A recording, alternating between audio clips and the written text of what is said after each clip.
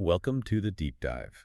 Today, we are focusing on a story that is just deeply distressing. It is. It's a story that, in its unique horror and complexity, really forced Canada to confront the limits of its youth justice system. We are examining the Richardson family murders. This happened in Medicine Hat, Alberta, back in the spring of 2006. And our sources for this deep dive, they compile extensive evidence, legal transcripts, and a lot of social documentation surrounding the event. Our mission for you, the listener, is not just to recount a crime. We're going to carefully synthesize the facts to help understand the timeline, the backgrounds, and the disturbing motivation. And perhaps most critically, the intricate legal boundaries that come into play with something called the Youth Criminal Justice Act, the YCJA. Exactly, especially when a crime of this magnitude is committed by a child. This is a profound and deeply serious subject. It is, and we must begin by acknowledging the overwhelming tragedy that befell Jean-Marc Richardson, who was 42, his wife, Debra Doolin Richardson, 48, and their 8-year-old son, Tyler Jacob Richardson. The sources, they just paint a painful picture of a family that was violently and completely destroyed. So let's begin at the moment of discovery. Which, in and of itself, contains this chilling element of innocence just being shattered. The day was Sunday, April 23, 2006. And the time was around 1 in the afternoon. The source material really emphasizes how the discovery of the bodies underscored the domestic horror of it all. This wasn't a crime found by, a routine police patrol. No, it was discovered by an 8-year-old boy, a friend of Jacob's. He had just shown up at the Richardson home for a play date. A typical Sunday play date. And that detail, that normal routine being interrupted by just unimaginable violence, is haunting. The friend alerted his mother, who then made the call to the police. And that initiated what would quickly become one of the most high-profile murder investigations in Canadian history. When law enforcement entered the home on the 200 block of ranchlands in Medicine Hat, the brutality they encountered was, well, it was immediately clear. The sources outline the locations and the injuries sustained by the victims, and, well, it paints a picture of just overwhelming rage. Absolutely. Jean-Marc and Debra Richardson, the parents, they were found in the basement of the home. And the number of wounds it's just staggering. It is. Jean-Marc, the father, he had sustained an astonishing 24 stab wounds. Oh, 84. And his wife, Debra, had 12. These figures, they're critical because they speak not just to murder, but to a personal fury. To an intention to inflict the most harm possible. And the violence wasn't confined to the adults. The body of the 8-year-old son, Tyler Jacob, who went by Jacob, he was found upstairs. He had suffered multiple stab wounds to his head and torso, and his throat had been slit. The distribution of the bodies, the nature of the injuries, it all immediately signaled a complex, targeted attack on the entire family unit. So initially, after confirming this triple homicide, the police had a critical question. Where was the couple's 12-year-old daughter, Jasmine? She was absent. And this led to immediate public fear that she was a missing person, maybe abducted, or even a fourth victim. This initial confusion really highlights the speed with which the investigation had to pivot. Law enforcement, they were seeking any clue to her whereabouts, any explanation for the crime. So they started canvassing the family's life, including Jasmine's school. And this is where the investigation took its dramatic turning point. It shifted away from a search for a victim and toward a search for a suspect. And that turning point came with the discovery of a piece of evidence that was deeply unsettling in its context. A simple yet profoundly disturbing stick figure drawing. Exactly. Inside Jasmine's school locker, investigators found a drawing. It was cartoonish, but completely unambiguous in what it depicted. Her family being murdered. Yes. This drawing, it functioned as an immediate confirmation of premeditation. It suggested the crime wasn't random, but an inside job, and that Jasmine herself was implicated. Potentially as the architect. This piece of evidence, found so quickly, shifted the entire focus. It provided the probable cause they needed. And the focus then zeroed in on a 23-year-old man Jasmine had been spending time with, Jeremy Allen Steinke. The manhunt was short. It lasted less than 24 hours. Jasmine, who was 12, and Steinke were located and arrested the very next day, Monday, April 24th. They were about 130 kilometers away in Leader, Saskatchewan. This quick apprehension, driven by that drawing, allowed police to place both suspects under watch immediately. And it's important to note they were arrested at a convenience store, a completely mundane, everyday location. Which just contrasts so sharply with the horror they had just committed. It shows a chilling lack of concern or, fear about their immediate fate. Both were charged with the 3 murders. And as the sources revealed, they weren't entirely alone in their flight. About 10 days later, on May 3rd, a friend of Stanky's was also arrested. Right, 19-year-old Casey Lancaster. Her involvement gives us some insight into the post-crime cover-up. The sources indicate she was charged as an accessory. Specifically for driving Jasmine and Stanky away in her pickup truck shortly after the murders. And for actively disposing of evidence, helping them flee the jurisdiction. So the initial swiftness of the crime gave way to a calculated, if desperate, attempt to escape justice. With the help of a third party. To really understand the gravity of this, we need to step back and look at the family that was so violently eradicated. Let's turn our attention now to the victims. Jean-Marc, Debra, and Jacob. Because the sources dedicate significant detail to showing how far they had come in their lives before they were murdered. The narrative is really one of recovery and rebuilding. It's a crucial context. Jean-Marc and Debra were recovering drug addicts. They met at a gymnasium in Sudbury, Ontario, and were married a year later. The sources make it very clear they were fully recovered, dedicated to sobriety. They had successfully transitioned away from that difficult past and were focusing intensely on creating a stable, functional home for their children. And they were determined to build that stable life. They initially moved to Okotoks, just outside Calgary. The sources note that in the early days, money was extremely tight. They were relying on food banks to cover their bills. Which really speaks to their perseverance. They were fighting hard to leave that troubled past behind. And their efforts paid off. Around 2005, Mark got a promotion, which led the family to purchase a home and move to Medicine Hat. This was meant to be that final step, the one toward financial and familial stability. They were investing in their future, creating a safe environment. A stability that just makes what happened next all the more tragic. Then there is Tyler Jacob Richardson, the 8-year-old son, known as Jacob. The source material really emphasizes the profound innocence of this loss. He was a typical child, loved by his friends, just navigating elementary school. The sources are careful to place him as a fully realized, bright young boy, not just a footnote. And then we have to look at Jasmine's trajectory, the daughter who ultimately helped orchestrate their deaths. Her early life was marked by achievement. She was described as highly capable, an honor roll student at her Catholic school, involved in fine arts, very sociable. She projected the image of an ideal, bright young girl. And that stable image began to fracture, according to the sources, around the time of that move to Medicine Hat in 2005. This coincided with her gaining greater access to the internet, and a palpable shift began. The new city, the new school, the inherent alienation of that adolescent transition. It all seems to have converged into a pathway toward rebellion and, well, darkness.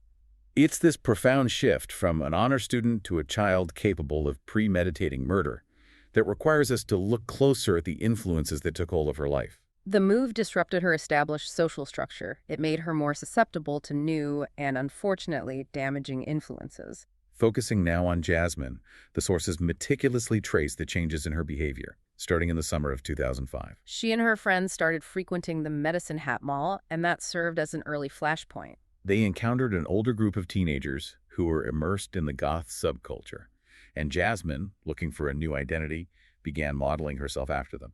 And this wasn't just typical teenage fashion experimentation. It signaled a move toward a deliberate countercultural identity. The sources confirm a rapid deterioration in her behavior. Frequent rule-breaking at home, violating the school dress code, with unauthorized Gothic attire. And becoming increasingly argumentative and combative with her parents over their rules and their attempts at control. The most terrifying glimpse into her developing psyche came through her online activity. Which was a major point of friction with her parents. She established multiple accounts on social networking sites popular at the time, MySpace, Zorbia. And on those sites, she systematically falsified her age, claiming to be older than 12. Her digital persona was calculated to shock and attract.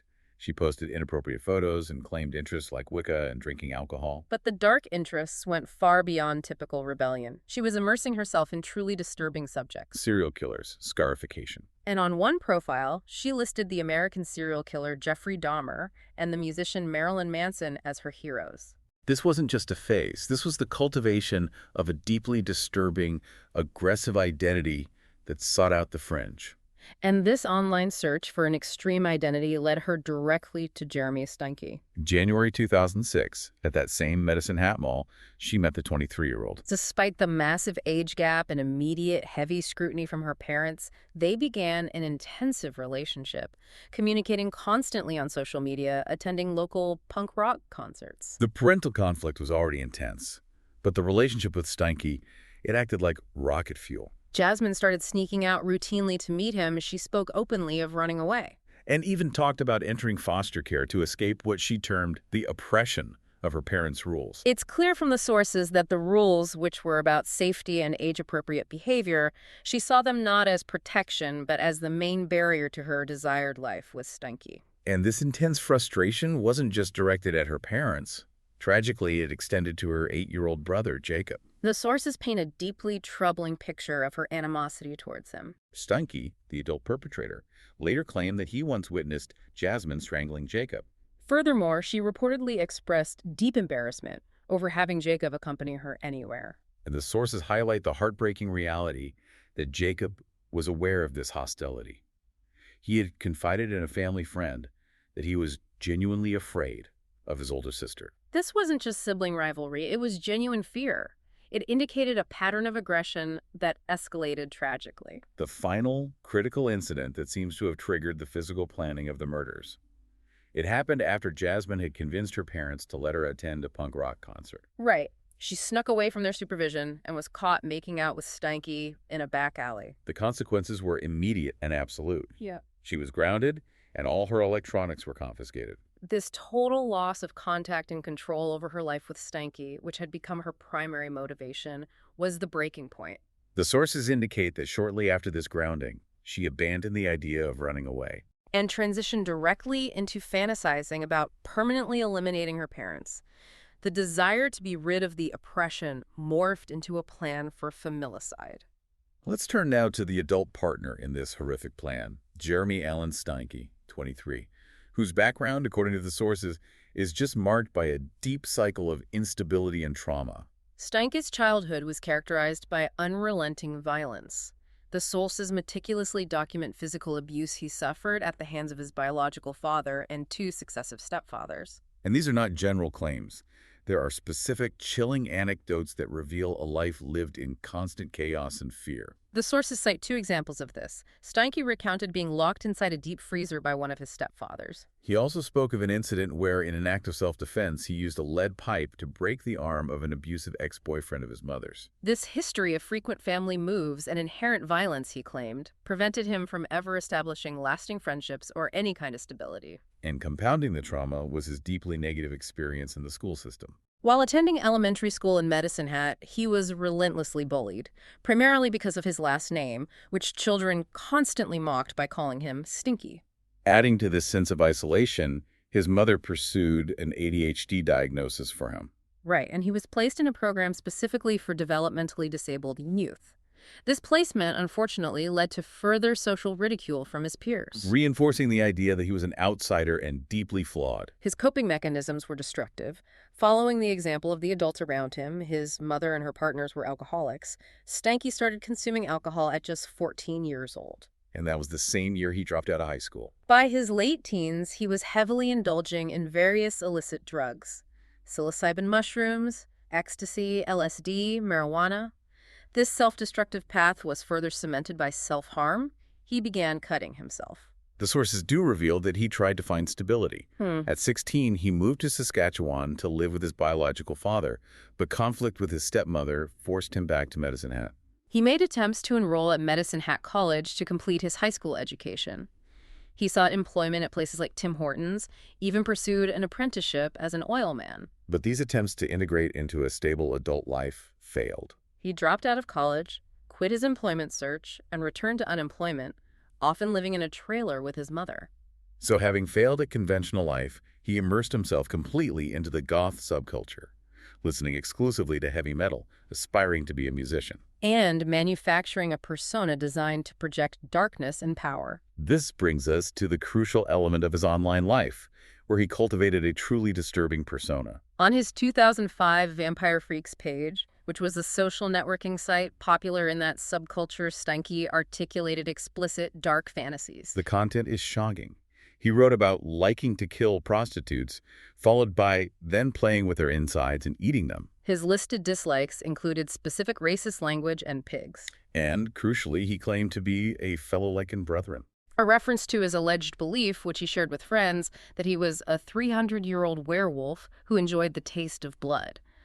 A claim he underscored by wearing a small vial of blood around his neck. So this calculated persona, a wounded, ancient, dark, and dangerous figure, that was the image he projected when he met the 12-year-old Jasmine. Steinke later claimed he was unaware of her true age, a point debated by the sources, but what is undisputed is the reaction of his own friends. His friends were disgusted by the relationship. They emphasized the significant age gap, 12 to 23. They urged him repeatedly to end it, pointing out that he was a grown man preying on a child. Yet Steinke, unemployed and living this marginalized existence in a trailer, he used this relationship, which gave him perceived power and validation, as a central part of his manufactured dark identity. Fully ignoring the ethical and legal boundaries. And this is where the deeply troubled lives of Jasmine and Jeremy Steinke merged into a plan for murder. The core motive is straightforward yet devastating: revenge. The sources make it clear this was retaliation against Jasmine Richardson's parents for aggressively and rightfully disapproving of Steinke's relationship with their 12-year-old daughter. And the documentation of this plan is perhaps the most chilling aspect of the sources. It confirms absolute premeditation. The couple communicated extensively on Nexopia, which at the time was an extremely popular Canadian social networking site. Their private messages and Steinke's public posts essentially served as a minute-by-minute diary of the murder plot. While Nexopia staff eventually removed the accounts, their content was captured and preserved by investigators. We have to look at the timeline of the planning, which was not spontaneous but evolved over a month. Steinke posted a public poem on Nexopia 1 month before the murders. It was an explicit declaration of intent and violence directed at Jasmine's parents. Let's analyze the language. He spoke of their supposed unfairness and ignorance, concluding with the chilling lines. Their throats I want to slit. They shall pay for their insolence sick. Finally there shall be silence. Their blood shall be payment. The capitalization, the explicit nature of the threat, the desire for blood payment, it showed a deliberate, calculated fantasy of revenge that had fully matured into a plan. And the specific plan for familicide, according to the sources, was initiated by Jasmine herself. About a month before the killings, she messaged Steinke with this horrifying transactional proposal. So I have this plan. It begins with me killing them, and it ends with me living with you. That sentence is critical. It summarizes the entire motive. The means, murder, justified by the end, living with her forbidden lover. And this plot wasn't even entirely secret. No. Jasmine's school friends later confirmed to investigators that they had overheard her speaking with Jeremy on the phone during recess about the plan to kill her parents. This was openly discussed within their social orbit. Steinke, for his part, was also remarkably brazen about his intent. He had asked several friends to assist him in the actual act of murder, though they all refused. He formalized his plan in a public post on Nexopia just 3 days before the murders, stating clearly, I, on the other hand, would rather do morbid stuff to others, like Jax's rent sick, for example, which I'm going to do this weekend. The plan was now concrete, public, and imminent. The atmosphere leading up to the act intensified even further on the day of the crime. Just hours before they entered the Richardson home, Steinke and some friends reportedly watched the 1994 film Natural Born Killers. This film, which romanticizes the journey of two lovers on a cross-country murder spree, served as a blueprint for the couple. Steinke explicitly told his friends that he and Jasmine should execute their plans in a manner similar to the film's protagonists. And he specifically stated that they should not spare her 8-year-old brother, Jacob. The sources later confirmed the depth of this obsession. While in custody, Steinke told an undercover police officer that he considered Natural Born Killers to be the best love story of all time. This reveals the warped, romanticized fantasy underpinning the violence. The murder was seen by them not as a monstrous crime, but as a necessary act of true love. An act to eliminate all obstacles to their twisted relationship. We must now trace the sequence of events inside the Richardson home on the night of the murders. based on the forensic evidence and the subsequent confessions documented in the sources. We know Steinke was heavily intoxicated. He'd consumed a dangerous cocktail of cocaine, marijuana, and ecstasy. A state that likely amplified his aggression. Steinke entered the house through a basement window. The sources emphasize that he failed to enter silently. The noise he made was loud enough to wake Deborah Richardson, the mother. She went downstairs to investigate the sound, placing her immediately in harm's way. As Deborah moved toward the source of the noise, Steinke immediately lunged at her. The forensic evidence shows a desperate struggle. She sustained 12 stab wounds, and the sources note she attempted to shield herself with her hands and arms, indicating she was conscious and fighting for her life. Hearing his wife's screams, Mark Richardson, the father, rushed to the basement to defend her. He grabbed the closest weapon available, a screwdriver, and charged Steinke. Mark was able to land a defensive blow, injuring Steinke by jabbing him in the eye. Which, though temporary, shows his valiant attempt to protect his family. However, Steinke quickly overpowered him. Steinke then inflicted the fatal violence on Mark, resulting in those 24 stab wounds we mentioned. And the final words exchanged, according to evidence gathered, were devastating. Mark asked Steinke why he was doing this. Steinke's response was immediate and calculated. Because it's what your daughter wanted. That line confirms, in the moment of death, the motive of revenge orchestrated by Jasmine. The final most tragic act of the night was the murder of 8-year-old Tyler Jacob. He was upstairs and terrified, having heard the commotion and screaming from the basement. He was stabbed multiple times, and his throat was slit. The sources reveal a heartbreaking detail unearthed by investigators. Jacob did not go silently.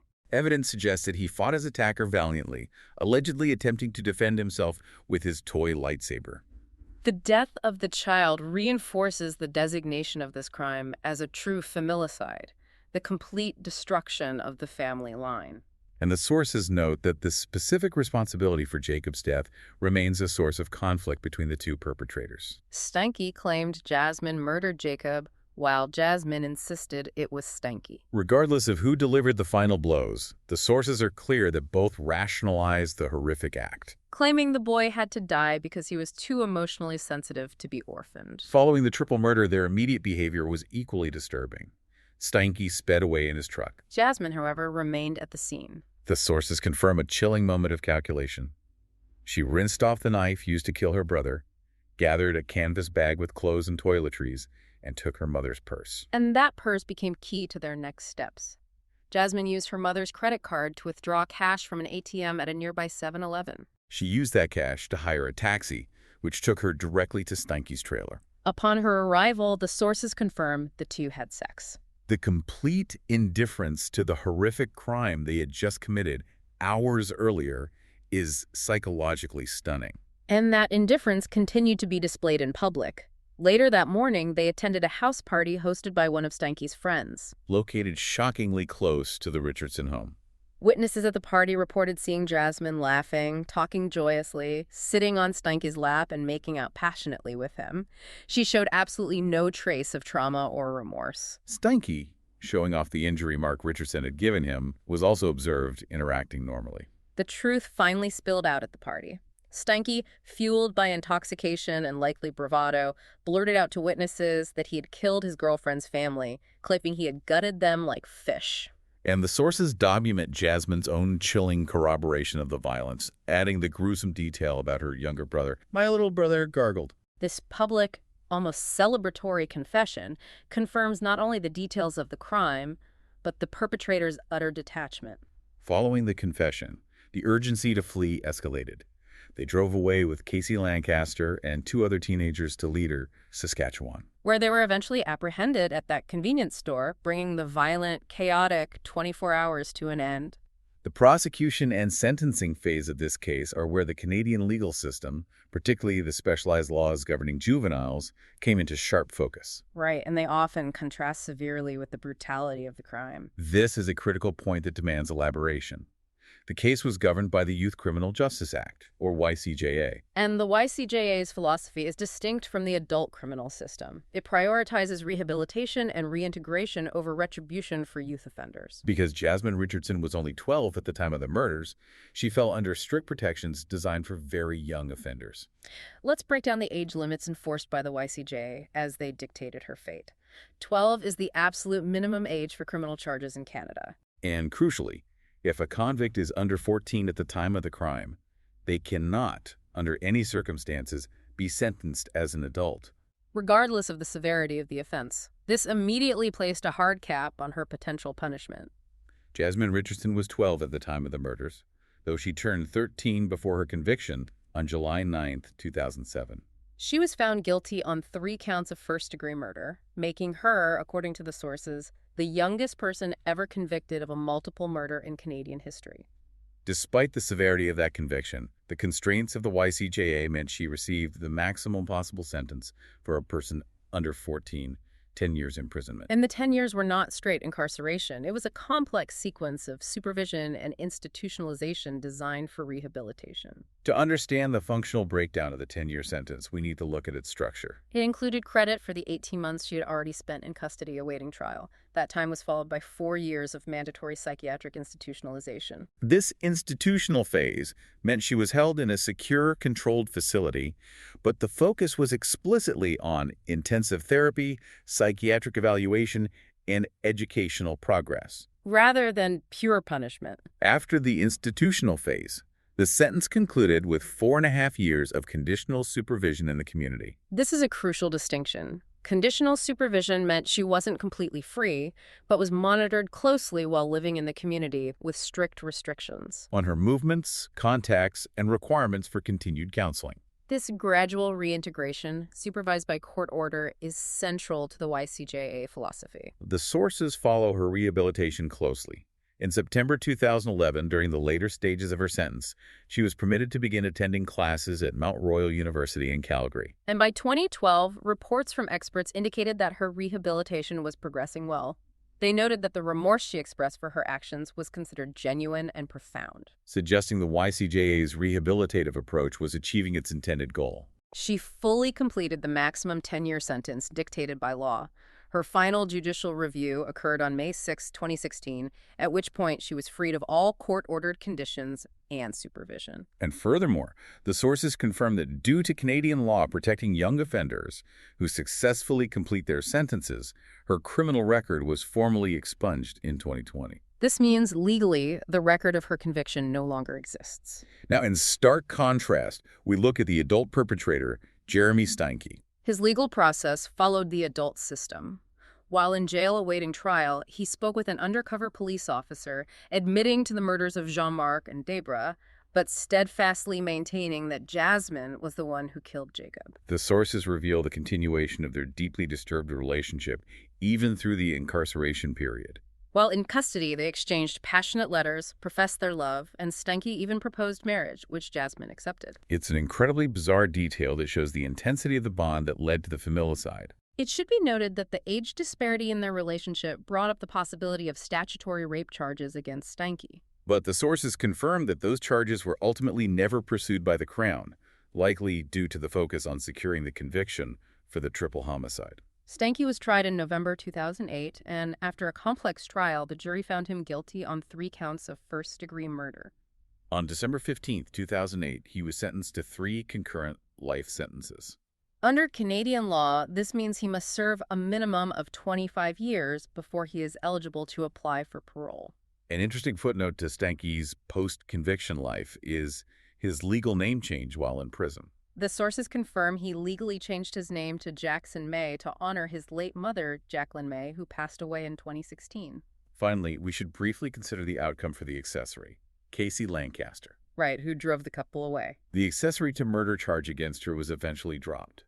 She instead pleaded guilty to a lesser charge, obstruction of justice. The accessory charge, which carries severe weight, was likely dropped because the Crown focused its resources on the 2 primary perpetrators, and obstruction was easier to prove based on her actions. She received a sentence of 1 year house arrest, with strict orders to refrain from drugs and alcohol. This outcome reflects the tiered involvement, where her role, while critical to the escape, was not in the actual violence. The legal outcomes highlight the extreme dissonance between the severity of the crime, a planned triple murder motivated by revenge against parental authority, and the specific, constrained legal response dictated by the Canadian framework for juvenile justice. The sources confirm this contrast is why the case has remained a subject of intense media interest, featuring widely in documentaries, though they often use pseudonyms like JR or Amanda Patterson to adhere to the YCJA's legal requirements that protect the identity of minor offenders. The case stands as a painful case study on adolescent alienation meeting predatory adult influence, with the entire plan documented for the world to see. If we look deeper at the social dynamics, what this case truly represents is the danger when deep-seated trauma, like that experienced by Steinke, is weaponized into an extreme online persona that then attracts vulnerable, highly alienated youth like Jasmine, who was actively seeking a way out of her parents' control. The internet became the planning platform, the blueprint, and the diary of the crime. As we synthesize the knowledge gained from these sources, the fundamental narrative arc that stands out is the devastating convergence. The calculated manipulation by an older partner, fueled by trauma and dark fantasy, intersecting with a young girl's extreme adolescent rebellion. The facts, laid bare through their online messages, show a level of premeditation and brutality that is chilling. This evidence, however, was processed by a legal system built on the principle of juvenile reform, resulting in a maximum 10-year sentence for the child perpetrator. A final thought for you to consider, based on the material we have explored. When the entire terrifying plan for a mass murder is documented openly and publicly by a child seeking to escape parental control, what is the ultimate responsibility of society and the justice system to intervene earlier when the threats are still digital? And once the act is committed, how should the justice system balance the profound need for justice for the victims and the legal mandate for rehabilitation for a perpetrator who was fundamentally still a child? Thank you for joining us for this deep dive into the source material.